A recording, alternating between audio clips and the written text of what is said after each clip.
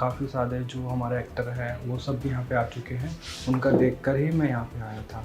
अभी मेरे ट्रांसप्लांट को करीबन करीब 1.5 साल हो चुका है। मेरा ट्रांसप्लांट हुआ था पिछले साल फ़ेब में और अब अगस्त में है। अब जो है मैं अपनी 6 PRP कराने QST आया हूँ दिल्ली से।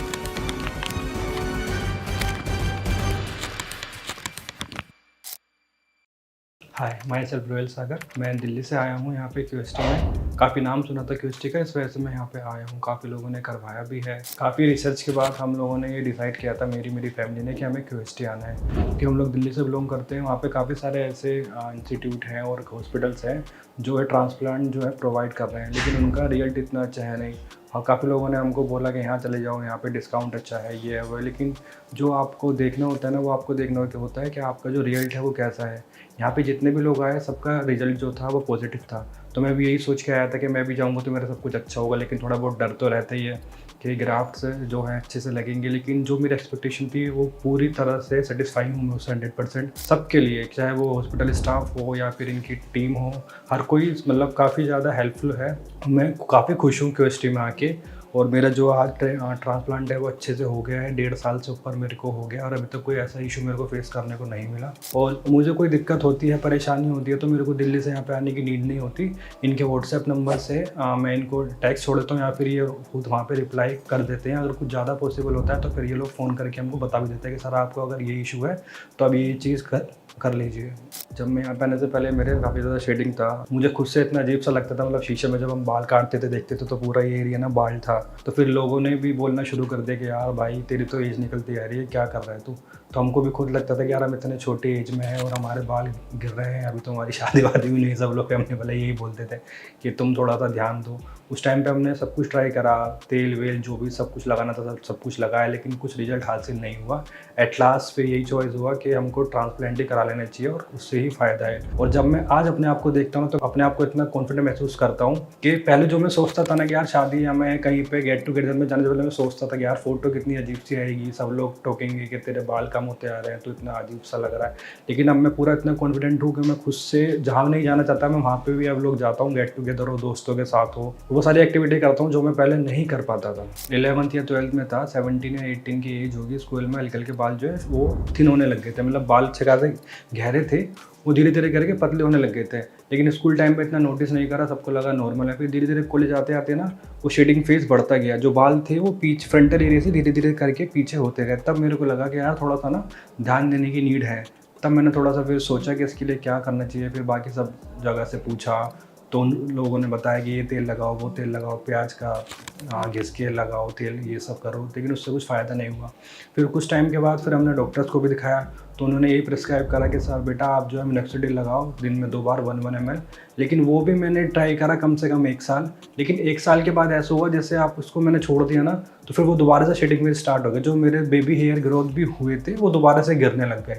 तो जब मतलब ऐसा फेस था कि मतलब काफ़ी ज़्यादा बाल जब झड़ गए थे, पूरा आप आगे के एरिया बाल्ड हो गया था, तो मेरे दोस्तों ने, काफ़ी रिश्तेदारों ने ये भी बोला कि बेटा एक काम करो ना, तुम क्यों फालतू में ट्रांसप्लांट करा रहे हो, सुइयाँ घुसवाओगे, OT में जाओगे, इससे बढ़िया आप जो है पैच वगैरह लगवाओ। वो भी काफ़ी ज़्यादा बेड ऑप्शन है, लेकिन वो मेरे को कभी अच्छा नहीं लगा। उसका रीज़न ये था कि वो जो ग्लू लगाते हैं उससे ना आपको काफ़ी टाइम तक इरिटेशन होती है। और एक टाइम के बाद अगर आप कहीं बाहर जाते हो ना तो फिर आपको लोग खुद से बोलते हैं यार तूने तो वीक लगा रखी है, तेरे बाल तो साफ होना। आपको खुद से लगेगा कि जो मेरे बाल है ना वो काफ़ी ज़्यादा अलग हैं आगे के और विक के। तो आप भी अच्छे से मतलब वहाँ पे इतना वो कॉन्फिडेंट नहीं फील करोगे कि मतलब सब टोकेंगे कि तूने विक लगा रखी है क्या। इस वजह से उसमें इरिटेशन भी है, उसके साइड इफेक्ट भी बहुत सारे हैं। अगर आपके जो थोड़े बहुत बेबी हेयर बच्चे भी हैं या जो थोड़े बहुत हेयर आने भी वाले हैं ना, वो उस ग्लू की वजह से नहीं आ पाते, क्योंकि बाल उस एरिया को ना तो आपको ऑक्सीजन मिलेगा ना प्रॉपर ब्लड सप्लाई मिलेगी, क्योंकि वो आपको पूरा बाल करके पैच में ग्लू लगा के उसको चिपकाते हैं। और हालांकि उसकी भी हर महीने, हर 1.5-2 महीने में उसकी भी हमको दोबारा से रिपेयरिंग या फिर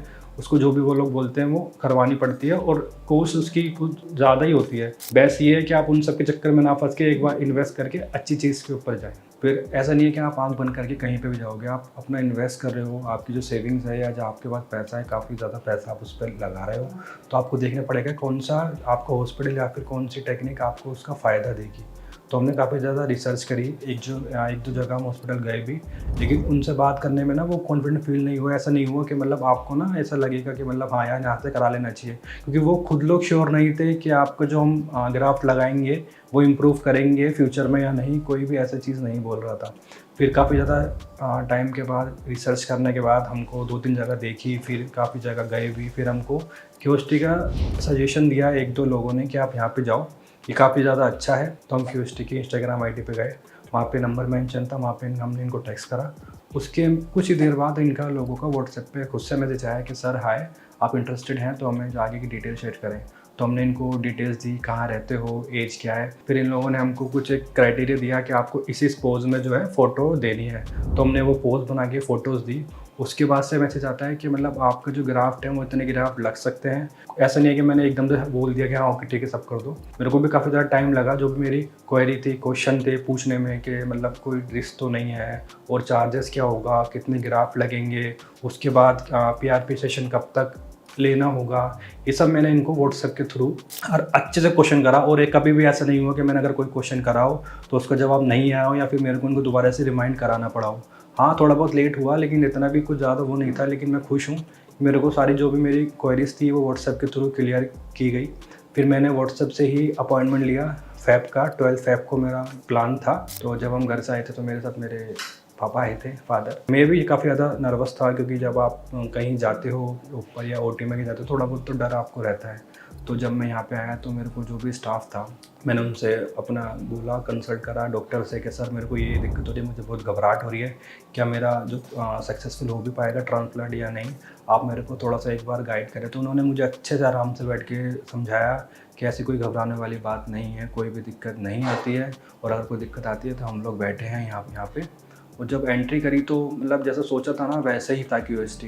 यहाँ का सारा स्टाफ मतलब इतना पोलाइट, इतना अच्छा, और अंदर की हाइजीन काफ़ी अच्छी है। आप आओगे तो आपको लगेगा ही नहीं कि आप मतलब किसी उसमें आ चुके हो। अंदर आने के बाद काफ़ी ज़्यादा नीट एंड क्लीन है, सबसे अच्छी बात। अगर आप थोड़ा सा भी यहाँ देखोगे तो आपको हल्का सा डस्ट पार्टिकल भी नहीं मिलेगा, जो यहाँ की काफ़ी चीज़ मुझे अच्छी लगी।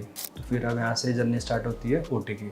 आपको पूरी तरह प्रिपेयर करके, बाल करके, उसके ऊपर बीटाडिन वगैरह लगा के, गाउन वगैरह कंसल्ट लेके, गाउन वगैरह पहना के आपको ओटी में लेके जाते हैं। ओटी में आपको थोड़ा टाइम लगता है नॉर्मल सर्जरी से, क्योंकि 2-3 दिन का प्रोसीजर होता है। तो ओटी इतना ज़्यादा क्लीन है, हालांकि वो रहता है, लेकिन यहाँ पे कुछ ज़्यादा ही क्लीन है। बीच बीच में सारे डॉक्टर्स भी वहाँ पे रहते हैं, एनेस्थेटिक रहते हैं, सारी चीज़ें प्रॉपर चेक की जाती हैं, आपके वाइटल्स, आपके ब्लड इन्वेस्टिगेशन, और अगर एनेस्थीसिया देना है तब वो पहले प्री चेकअप होता है कि एनेस्थीसिया आपके लिए ठीक है कि नहीं है, फिर वो डॉक्टर चेक करते हैं। तो वहाँ पे टाइम लगता है। और ओटी ऐसा नहीं है कि मतलब आप लेट गए वहाँ पे या फिर आपको कोई दिक्कत ना हो, स्टाफ आपसे पूछते रहता है सर आपको ठीक हो, परेशान तो नहीं हो, मतलब कोई भी दिक्कत नहीं आती है। और रही बात कि आप इतनी देर तक अगर ओटी में हो तो आपको भूख भी लगती है, तो यहाँ पे रिफ़्रेशमेंट भी मिलती है। और ऐसा नहीं है कि टाइम है आपको एक ही बार मिलेगी, अगर आपको भूख है तो आप दोबारा से भी ले सकते हो, उसके लिए कभी किसी ने कभी मना किया ही नहीं। मेरा ये पूरा एरिया बाल्ड था। अगर आप पहले की फ़ोटोज़ देखेंगे तो मेरे जो ग्राफ लगे थे वो थे 4,500। आपको जो एनेस्थीसिया दिया जाता है सिर्फ आपको उसी में पेन होता है, वो भी सिर्फ माइनर सा होता है, हल्का फुल्का पेन होगा सिर्फ, जो इसलिए जब आपको वो एनेस्थीसिया देंगे। उसके बाद जितने भी टाइम तक आपका ट्रांसप्लांट चलेगा आपको पेन का एहसास बिल्कुल भी नहीं होगा। 2 दिन के बाद मेरी सर्जरी कंप्लीट हुई। 1 आध दिन मैंने यहीं पे स्टे करा है हरिद्वार में। तो उस टाइम पे कुछ भी पेन नहीं था। सब कुछ अच्छे से बताया गया कि सर आप अगर घर जाना चाहते हो तो आप घर जा सकते हैं, हम आपको सब कुछ अच्छे से बता देंगे। सब कुछ उन्होंने हमको वीडियो वगैरह शेयर करी। कुछ भी पेन नहीं था घर जाने के बाद भी, ना यहाँ पे कि मैं घर जाने के 1 हफ्ते बाद मेरे को पेन हुआ, ऐसा कुछ भी नहीं था। लेकिन हाँ स्वेलिंग आई थी, इसी फोटोज़ है मेरे पास, लेकिन वो भी उन्होंने पहले समझा देता कि सर ऐसा ना होगा, तो उससे आपको घबराना नहीं है। वो तीसरे दिन मतलब 7-8 दिन बाद जैसा मेरा फेस अभी है ऐसे हो गया, तो नॉर्मल कोई भी दिक्कत नहीं आई। ट्रांसप्लांट ये लोग करके देंगे, उसके बाद जो है वो आपके ऊपर है आप इसे कैसे मैनेज करते हो। कुछ प्रिकॉशन हैं जो आपको ट्रांसप्लांट के बाद लेने होते हैं, जैसे कि आपको कुछ टाइम तक जो है हेड कैप पहन के रखनी है जब भी आप वॉशरूम जाते हो, खासकर तब, ताकि उस एरिया में, पर्टिकुलर एरिया में बाथरूम का फिर टॉयलेट का इन्फेक्शन ना आए। तो आप उसके ऊपर हमेशा आप जो है कैप पहन के, हमेशा नहीं मतलब कुछ टाइम तक, 1-2 दिन तक आप कैप पहन के रखोगे जब भी आप वॉशरूम जाओगे या फिर टॉयलेट जाओगे। उसके बाद जो है आपको एक स्प्रे दिया जाता है, और जैसे बालों में लगाने के लिए वो आपको हर घंटे में स्प्रे करना है जहाँ जहाँ पर आपके ग्राफ्ट लगे हैं, वो भी 1 से 2 दिन तक करना होता है, उसके बाद नहीं। प्रिकॉशन ये हैं कि आपको कुछ टाइम तक, कुछ महीने तक हैवी वर्कआउट नहीं करना है। जैसे जिम, अगर आप कुछ लेबर का काम करते हैं या फिर जिम वगैरह 2-3 महीने तक नहीं करनी है, कोई भी हैवी वर्कआउट नहीं करना है। और डायरेक्ट सनलाइट में नहीं जाना है और कोई भी ऐसी चीज़ नहीं करनी जिससे आपके उस एरिया को इन्फेक्शन लग सके। तो ट्रांसप्लांट के बाद 3 दिन के बाद मेरे पास फ़ोन आया कि सर आप ठीक हैं, मतलब आपकी हेल्थ वेल्थ सब कुछ ठीक है, कोई दिक्कत है तो आप हमको बताएं। तो हमने जो था उनको बताया कि सर थोड़ा सा फेस पे स्वेलिंग है।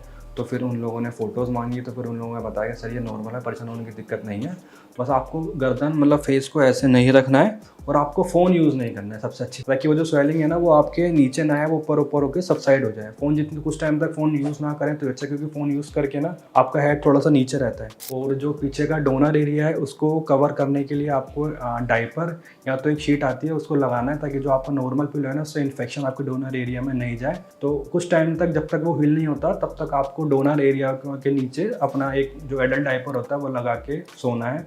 ऐसा भी नहीं है कि ट्रांसप्लांट होने के बाद कि कुछ टाइम बाद के लोगों ने मतलब क्यूएसटी टीम ने हमसे कांटेक्ट नहीं किया हो।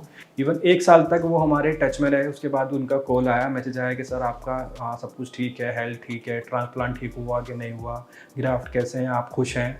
तो मैं काफ़ी ज़्यादा खुश हूँ कि मतलब इनकी टीम भी इतना अच्छा वर्क करती है। ऐसा नहीं है कि मतलब आपने ट्रांसप्लांट कराया आप चलो जाओ, हमें कोई लेना देना नहीं है। वो आपसे टच में रहते हैं। इवन अभी तक भी मेरे पास मैसेज आता है कि सर कोई दिक्कत, कोई फॉलोअप, तो मैं बताता हूँ नहीं सब कुछ ठीक है, कुछ होगा तो मैं आपको मैसेज करता हूँ। ट्रांसप्लांट के बाद ना एक फेस आता है, शेडिंग फेस। जब हालांकि वो आपको पहले बता दिया जाएगा कि सर आपको शेडिंग फेस आएगा। तो उसमें मेरे साथ ये हुआ था, मेरे 4,500 ग्राफ्ट लगे थे इस पूरे एरिया में।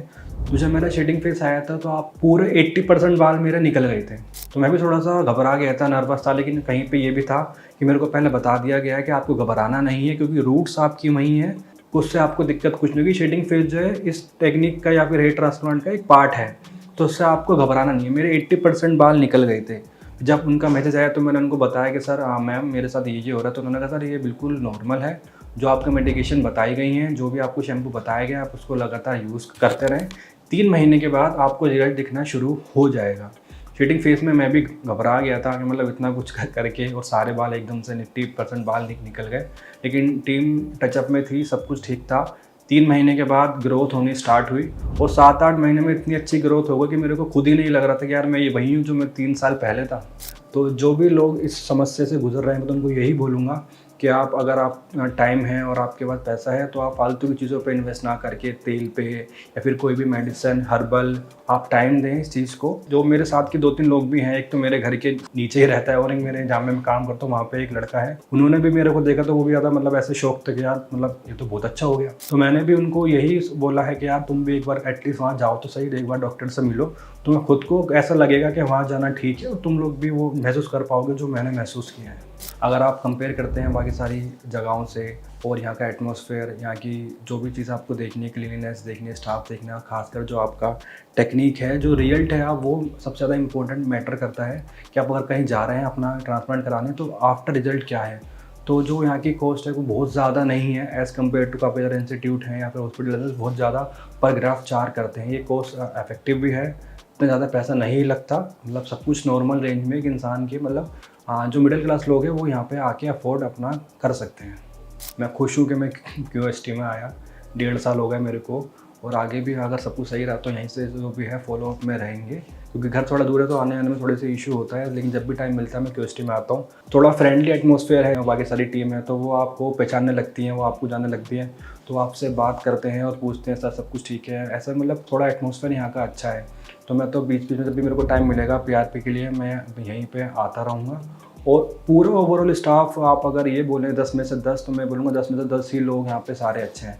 कुछ भी आपको ऐसा नहीं लगेगा कि यार ये बंदा बेकार है या फिर इसने अच्छे से काम नहीं करा। सारा काम टाइम से अच्छे से प्रॉपर तरीके से होता है। और थैंक यू क्यूएसटी कि आपने मेरे को ये रिजल्ट दिया। Thank you.